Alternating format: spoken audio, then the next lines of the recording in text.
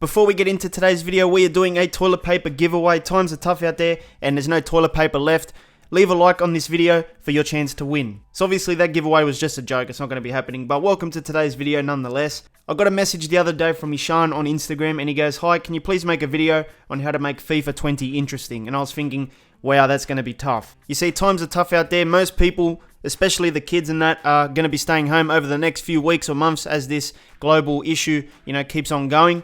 And people need stuff to do, and FIFA 20, for the most part, is not going to be that fun. So the purpose of this video today is to try and give you some tips and ideas on how you can play the game and still enjoy it. Now, depends on how hardcore you play FIFA 20. Some of these things you might do already, but some of these things you might not have tried yet. So this video could be useful for you. So according to YouTube, we have 77% of you guys watching the videos but not subscribed. So do yourselves a favor and make sure you subscribe today if you want to know all the latest FIFA 20 news and updates. Now this tip is going to be very important because I'm going to be telling you about a game mode that EA does not want you to know about. So all you have to do is head over to the online tab. There's a secret game mode known as Pro Clubs available for you to play. Now I know a lot of Ultimate Team players do not consider Pro Clubs. I know a lot of crew mode players don't even touch Pro Clubs. And Pro Clubs has a very small niche in the FIFA community, but this could be one of the best times to actually try out this mode and have some fun. If you have friends at home doing the stay at home challenge, if you're doing the stay at home challenge, put them all together and play 11v11 because this mode lets you control your own avatar and everyone else can control their own avatar and you're basically playing as a team against other players around the world. Now if you're an avid career mode player or you're just a person that's never tried career mode, it's good to do different challenges at this time of the year, especially when the game mode feels stale and boring. Now, I made a full video about the things to do if you're bored of FIFA 20 career mode. I'm not going to have a whole 10-minute rant about it, so I'm just going to sum up basically what I was talking about in that video. So you can do something like the rebuild challenge, where you basically bring a team back to glory. So a good team for that would be like Manchester United, who have dropped off over recent years, and you can see if you can win some trophies with them again. You can also do a road to glory, which is very, very popular online. So you bring a team from like the 4th division all the way to the top and you try and win the Champions League or something like that. You can do teams like Salford City, even FC Bayern Munich 2, which is in the 3rd Bundesliga league, I believe. And you can even overtake the normal Bayern Munich team and then, become better than them. So that's a good storyline as well. There's also the retire a player storyline. So in the player career mode, you can retire real life players. So you can basically retire a Messi or Ronaldo, transfer them over into manager mode, and you can do like a manager career with them instead of using just a normal manager. And then lastly, you can also do a financial takeover challenge, which is also very popular, where you give a team that doesn't really have much cash a lot of money, and then you start to rebuild their team and take them to glory. The problem is though, if you do it using the catalog items, I think they do expire once you redeem them, so you can't really do too many of them. I think there's only like 3 or 4 tokens you can use, which is stupid, but if you want to do one, there is the potential to do one if you haven't used them all up already. Now make sure you go and check out the things to do if you're bored with career mode video. It covers these topics more in depth and it also provides extras as well that I didn't cover here. Now something that a lot of people have not touched since the start of FIFA 20 when they shoved it down your throat during the demo, Volta. Now I do suggest you try out Volta if you haven't already, and especially if you're bored of every other thing in FIFA 20. It is sort of a FIFA Street, but it's not at the same time because I think FIFA Street is more arcade compared to Volta. Volta takes itself too seriously and that's what makes it sort of boring at the same time. FIFA Street was very arcadey, much more faster, and it didn't feel like you're playing normal FIFA 20 just on a smaller court. But regardless, you can play a kickoff match in Volta Football going to the kickoff menus. You can even do house rules as well. You can do 3v3, 4v4, 5v5 and futsal. I think futsal is pretty fun. But once again, you might get bored because it's just kickoff at the end of the day and it just takes itself too seriously.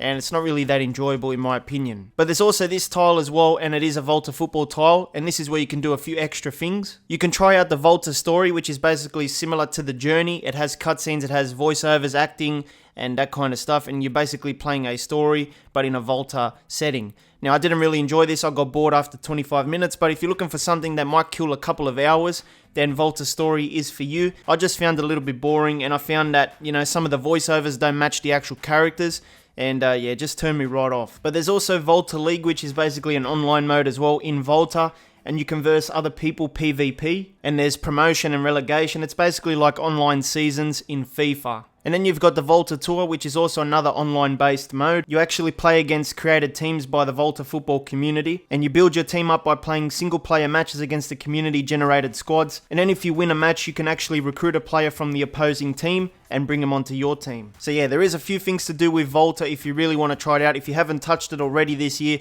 this might be the right time, especially if you're bored of FIFA 20. Let me know if you've played Volta that much or nothing at all. I know a lot of people say they don't touch it, but there's got to be a few people out there that actually play it. So EA recently had a title update that brought in the whole Libertadores tournament. Now, I know a lot of people want to use it in career mode and stuff, but if you're bored of career mode, then check out the tournament tile version of it, which is just basically getting rid of all the career mode elements, and you basically play the tournament with the current team that is available in real life as well. So this could be a good way to get into the Libertadores stuff without actually having to go through a career mode save. You can just play the games that matter, and you don't have to worry about all the extra parts of a season.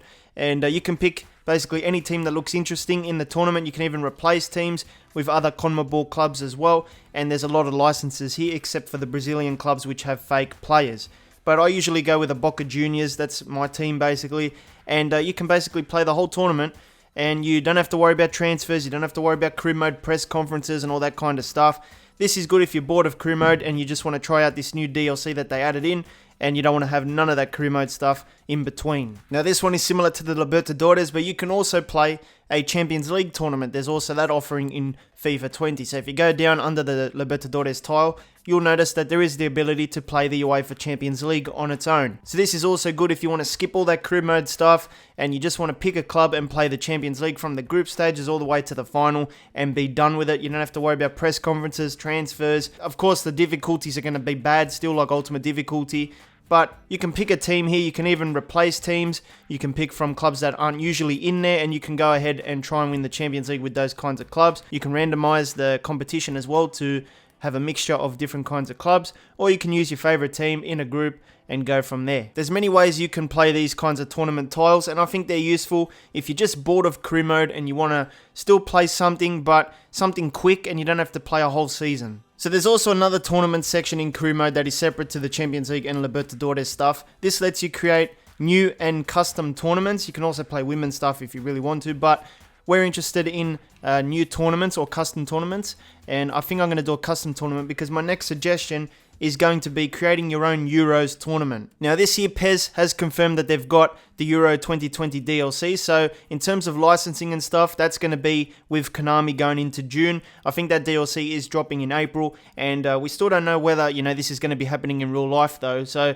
just take that into account. But regardless, you can probably play at home a Euros tournament with the teams in FIFA. I'm not sure if all the licensed European nations are in this game, but I guess you can replace some teams if you really have to. Now the problem is, if you were to do a group and knockout, you have to go with 32 teams because it's either 16, 32, 64 or 4.